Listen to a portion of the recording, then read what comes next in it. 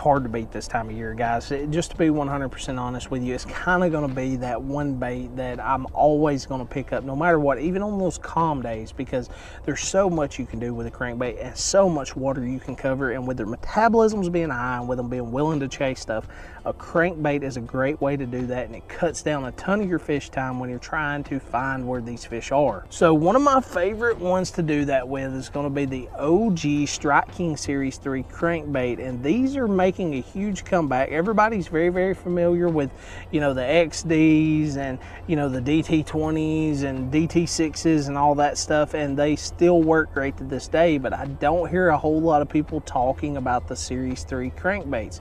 One of the biggest things that I will say with these Series 3 crankbaits, they come through a lot of wood cover really well, so you're not going to get hung up on wood near as much. And typically when you do, as long as you're not deep down in that wood, you can pause it for a second, that bait will float back up, and then you can bring it across it. So, you know, if you're fishing those areas, if you're fishing a lake that has a lot of timber in it, then those Series 3, Series 4, Series 5 crankbaits is typically going to be some of the best ones that you can use to come through that timber and catch a lot more fish. Now, one of the keys to using a crankbait this time of year is speed kills. You cannot run this bait fast enough.